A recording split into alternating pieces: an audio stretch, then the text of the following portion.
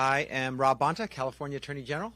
Grateful for your presence. I'm proud to be here alongside my longtime friend, the inimitable Secretary of State, Dr. Shirley Weber.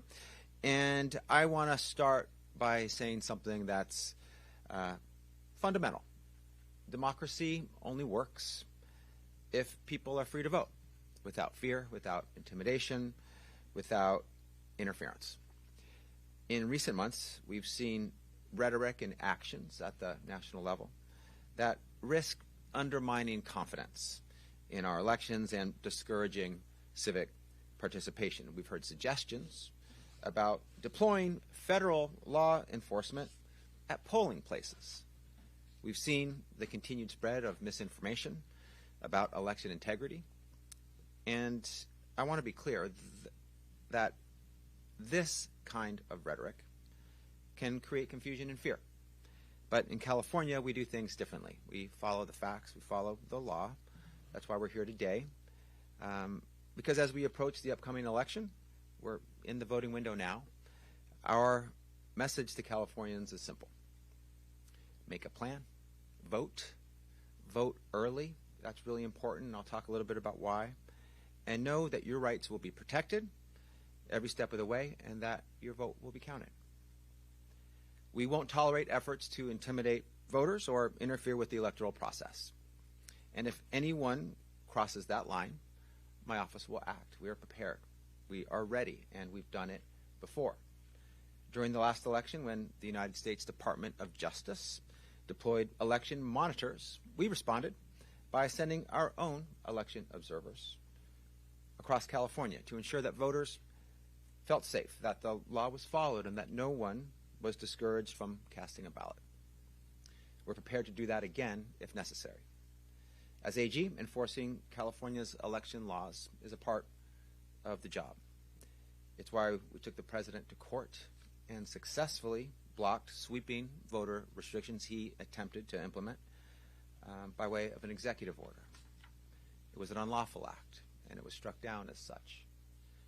And we're still in the courtroom with the federal administration, actively challenging efforts and that attempt to interfere with states' constitutional authority to run our own elections. And I just want to say this isn't a matter of opinion here. This is a matter of what the most fundamental, foundational document in our nation says about who shall determine the time, the place, and the manner of our elections.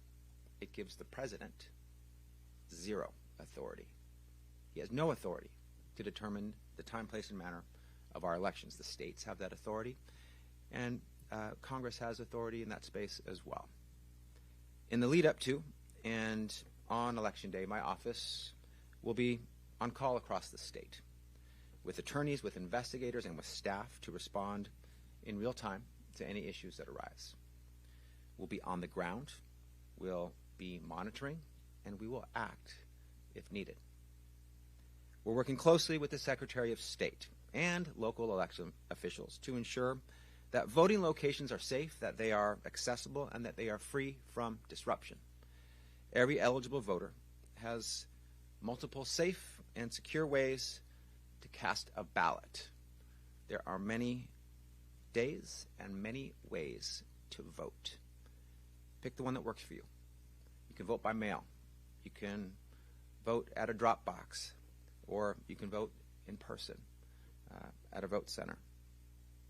But with changes to postal delivery times, how you return your ballot matters. And this is why we're encouraging folks to vote early. Mailing your ballot on Election Day, or even 1 to 2 days before, could mean it arrives too late. You want your vote to be counted. I want your vote to be counted. If you vote earlier, you maximize that possibility that it will. If you're mailing your ballot shortly before or on Election Day, ask the post office for a postmark, or better yet, use a secure ballot drop box or a vote center ahead of time. This isn't about creating confusion. It's about making sure that every eligible vote is counted. We want Californians to have certainty that their ballot will be received, that it will be counted on time. My office has also issued clear guidance to law enforcement agencies across California about their role. And let's be very clear about what the law says. Voter intimidation, election interference, and deception are illegal. Tampering with voting equipment or disrupting poll operations is a crime. Blocking access to voting locations is also unlawful. And there are strict limits on conduct at polling places. Firearms are prohibited at or near voting locations. Individuals cannot impersonate law enforcement or election security. Uniformed officers or security personnel cannot be stationed at polling places in a way that intimidates voters. And I want to address something we know is on people's minds. There's no role for immigration enforcement at the polls. No role. Using immigration enforcement, real or implied, as a tool to scare people away from voting, that's illegal.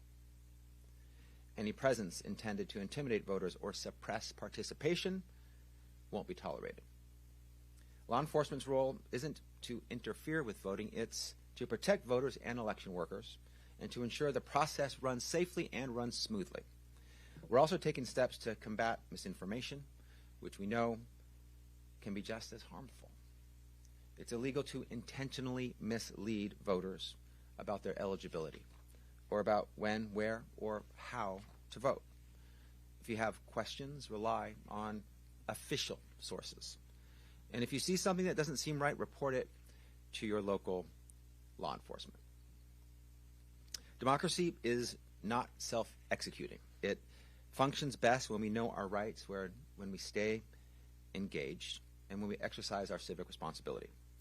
Voting early is one of the most effective ways to make your voice heard.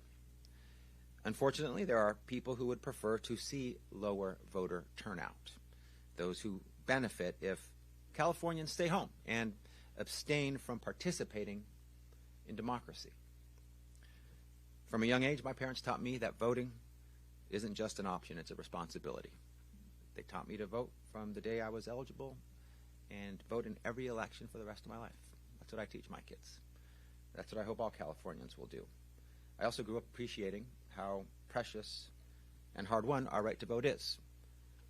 My mom is from, and I was born in, a country where the right to vote was taken away, right around the time I was born, where a democracy with free and fair elections ended because a dictator rose to power, declared martial law, and ended free and fair elections. So the people no longer had a voice in the policies that were implemented that govern their lives, the people that would represent them. And my parents brought me here to California because they wanted me to have a right to vote. They wanted me to live in a thriving democracy where the most potent power that there is in a democracy is people power, and where our voices are vote. And so, having come from a country where the right to vote was taken away, I cherish the right to vote for me, for my family, for you. My mom became a U.S. citizen when I was in the middle of my first competitive election. And she became a U.S. citizen so that she could vote for me in that first election. And that gave me the confidence to know that while I might win or lose the elections that I enter, I would never be shut out in an election because I would always have at least my mother's vote. I think. She's actually a very tough voter. It's tough to earn her vote. So I think I've had her vote, at least most of the time. But my mom seeking her right to vote, and she votes in every election. As someone who became a citizen, earned that right to vote, wanted that right to vote, and knows how powerful it is. She doesn't take it for granted, nor do I. And today is about sharing with you how to make sure your vote is counted, your voice is heard, how to make sure you exercise the most powerful right there is the right from which all other rights flow, that right to vote. And it's also why now, as AG, I will continue to do everything in my power to defend that right to vote without obstacles, without intimidation, without deception. It's important to me that Californians know and that they trust that their votes will be protected, their rights upheld, and election laws enforced. And I always have the honor to stand up here and represent an incredible office and talk about the incredible work that they're doing. But it is the team members that I have the honor to call my colleagues that get us to this podium each time to make these announcements. And I want to say thank you to them, the team at DOJ, who made today possible, our government law section, our civil rights enforcement section, our consumer protection section, and the Department of Law Enforcement. So you can see how many parts of our team are working overtime to make sure your right to vote is safe, secure, and that your vote is counted. I'll come back for some questions. I know you probably have some, but before I do that, I want to turn it over to my friend, my colleague, our incredible Secretary of State, Dr. Shirley Weber. Thank you. Thank you, and good afternoon. Good afternoon. I want to make sure this is a living group. I came down the hall, you were so quiet, I was like, oh my goodness, somebody must be in trouble. Reminded me of the times when I was dealing with schools. First of all, I want to thank the AG for all of his work that he's done, not only in the Assembly, but his work that he's doing here as the Attorney General. Rob Bonta has been a amazing Attorney General in this particular area for all of us. And the Secretary of State's office is really grateful to have him as a partner.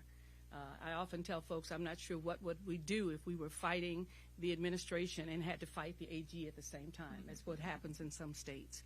But fortunately, we are a team, and we work together along with the governor's office to make sure that the voting opportunities that are available in California are stellar, that we work hard to make sure that every person has an opportunity to vote. And in fact, when I leave here, I'm on my way to Napa because some high school students are demanding that I come and pre-register them as voters at 15 and 16. And so it's those kinds of efforts that we make all the time in the Secretary of State's office, not because it's an election year, not because of that, but because it is important that we're forever making sure that young people know, and others as well, that voting is an extremely important part of California life and a part of the nation and a part of democracy. Our AG knew it because he was in a country that denied him an opportunity to vote, his mother and the family an opportunity to vote. I recognize it because I was in a country that gave people an opportunity to vote but denied my family the right to vote. So here we lived in the United States, yet my father and my grandfather, my great-grandfather in Arkansas never got a chance to register to vote.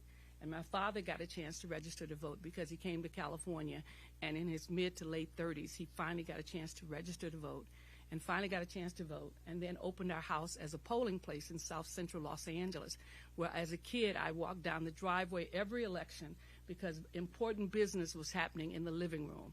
There was no other place for people to actually vote in South Central off of 45th and Broadway other than at my mother's house.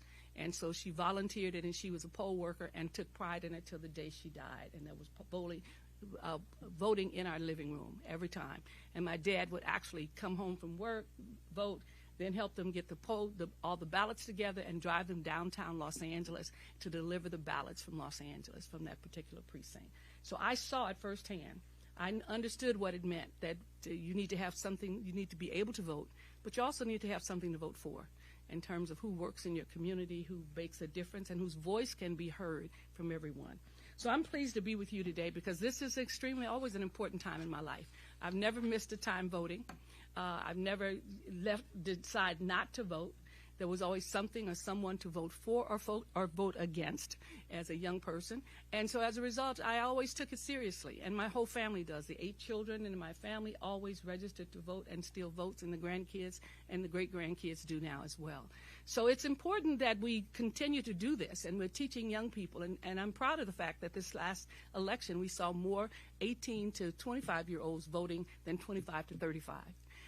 And so that was some numbers that we got recently concerning the election, that they had a greater number voting because we were working with them, they're working with their campuses.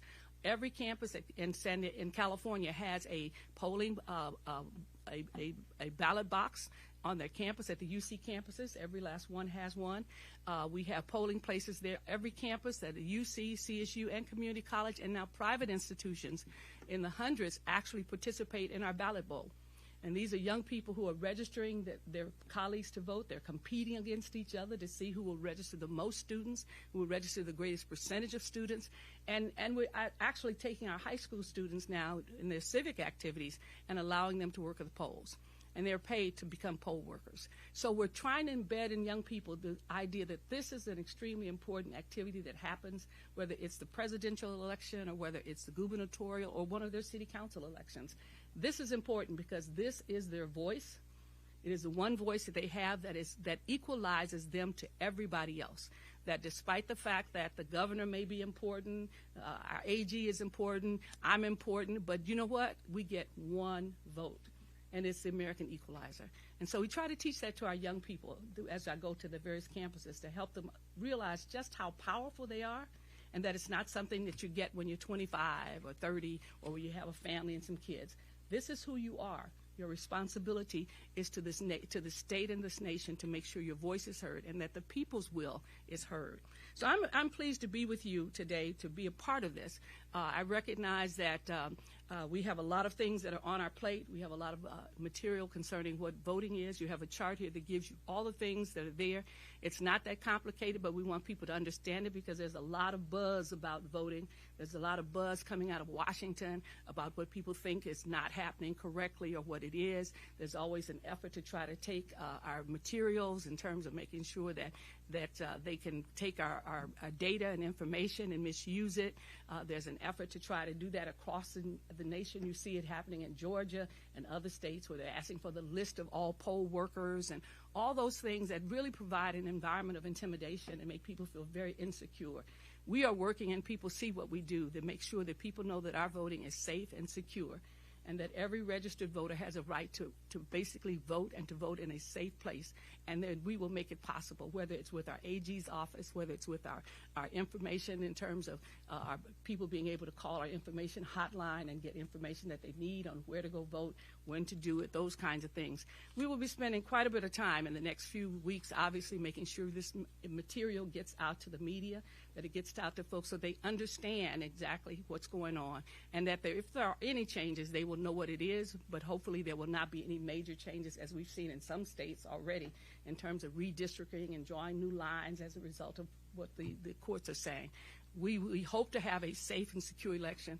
We will have one that will basically make sure the information that people get is correct and is information that they must have. California has a voter's law that, in terms of our Bill of Rights with regards to what we have in California. We know the Bill of Rights nationally is under attack and is being unraveled, but we have a Bill of Rights in California that gives every person the opportunity to vote who's a registered voter and enshrines our Bill of Rights in all of our rights of California.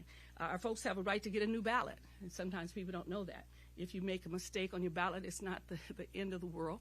You can get a new ballot. You can actually request to get a new ballot and cast that ballot and have the other one destroyed. So I want people to know that.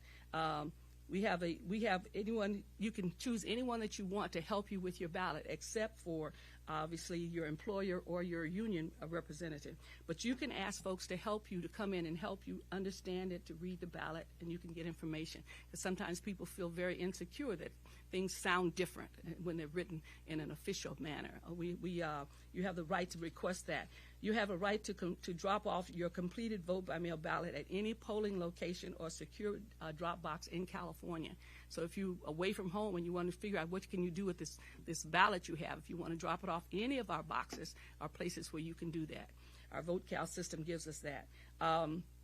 The right to get election materials in a language other than English is still available to many of our voters. So if you have an issue with that, you can actually request it in advance, or you can call our hotline and we can get someone to you so you have that information. You can ask election officials any kind of question you want about procedure, that when you go in there, some people think they can't talk to the person who's passing out things, but if you want to know where to put something, what to do with it, you have a right to ask them to get that information and make it easier for you to do that. It is against the law to have any fraudulent or illegal information given to people, and people need to understand that you cannot interfere, but you cannot also give incorrect information. Sometimes people are telling people that the election was the next day rather than that day. That's against the law. You cannot spread that misinformation with the intent of having people confused and not being able to vote. Anyone who's involved in any kind of negative, as pointed out, activity around voting and around the voting places can be prosecuted and will be prosecuted. So we take it very seriously that this is not something that you should engage in. You can call always information to our 1-800-345-VOTE hotline. You can look us up in your sos.ca.gov on our website. The information is available in there. We're asking people to use what we call trusted sources. These are people who we know, like the League of Women Voters and others, who can give you correct information. We ask that you not try to get your information from social media, that you're not getting it from people who give you their opinion rather than the actual information that's there. So we talk about people who are trusted messengers, people who actually work at this effort, who are sworn in to do those kinds of things in our office and elsewhere, that you deal with the trusted messengers and get the correct information. If you hear misinformation, we request you also to call us our hotline and share that with us, because we would like to know what it is. We'd like to basically get on it and put it on our website to let people know that this is not correct, that this information is not correct, and that it doesn't spread quickly. There are many things that we do, and some of people are concerned. We've had lots of folks spread rumors that are not correct, like some of you remember the rumor that went about people having holes in the ballot so people can peek through the envelope, and as a result of that, see how you voted. That is totally incorrect. I think we've said that many times. We want people to understand it, that there are a number of things on our website that you can look at and see this is incorrect information that was given, because it had a lot of people concerned and not wanting to vote, because when they looked at their ballot and they saw oh my goodness, there's some holes in this ballot, this here. And as a result, folks thought that people were peeping through, trying to see how they voted, without realizing that these are things that have been added to help those who are blind and have various impairments to actually figure out how to deal with the ballot. And so we work with our disabled community to make those things happen. So if you hear things that you know are kind of strange or different, be sure to ask us, and be sure to call us and give us that information. I know you have a lot of questions. Some of you will probably ask questions about the process of voting fast and counting fast and those kinds of things. The governor has sent a letter out to all of our counties, and that's a good thing, because over the last year there have been many committees and meetings and discussions and a number of bills, and 3 of them did make it through to give a little bit more flexibility around voting, with always the idea that we want to count fast, we want to be effective and efficient, but at the same time we want to make sure that we're accurate. And so there were ways in which they've recommended that these things can happen, and we hope that we'll see maybe better results from there. But always we will make sure that we count every vote that's there, that we want to make sure that folks who send their ballot in on time are able to do that, and that we're not disenfranchising people in the efforts to be fast, and not look at the fact that people have certain things that they must do and they have to do in order to get their ballot in, and we want to make sure that happens. Many of the things have changed in terms of our concerns, as pointed out by the AG, that postal services and what they're doing in certain areas, and that's why we're asking folks to vote early, to make sure that you go to the polls and vote in a reasonable time. And if you missed it going there and you discover it's the day of the election and you need to get your ballot in, make sure you go inside the post office. If you get it postmarked, make sure you hand it in to them directly rather than putting it in a mailbox, because there are some restrictions on certain mailboxes. And so if you're going to do the mailbox, we hope you will actually do it at least a week in advance if you can. If not, use the post, go inside the post office. If you are near one of our boxes, make sure that you can put it in on that day, because those boxes are picked up by us, and they will be counted. So we give you some options, we give you some choices. There's some things on our website that gives you ways in which you can choose how you want to vote. We always tell folks, make sure you think about it, make sure you plan for it, because that makes it easier and less stress for you. I think last year when we did when we honored UC Santa Barbara, which was our outstanding campus for winning the ballot bowl, it was interesting that some of the students came, they were very upset because they had to stand in long lines to vote. And I thought it was great because the students were there saying to them, I came to your dorm, I tried to register you, you didn't want to register, you waited to the last minute, and then you decided to register the day of the election. So yeah, you were in the line, but next to you was no line because those were the people who had already registered and were voting in person. So I thought that was a good lesson. I didn't have to explain it. They explained it to them because they had been there trying to register students at UC Santa Barbara, and those who made up their mind the last minute were the ones in the long line. But they still got a chance to vote.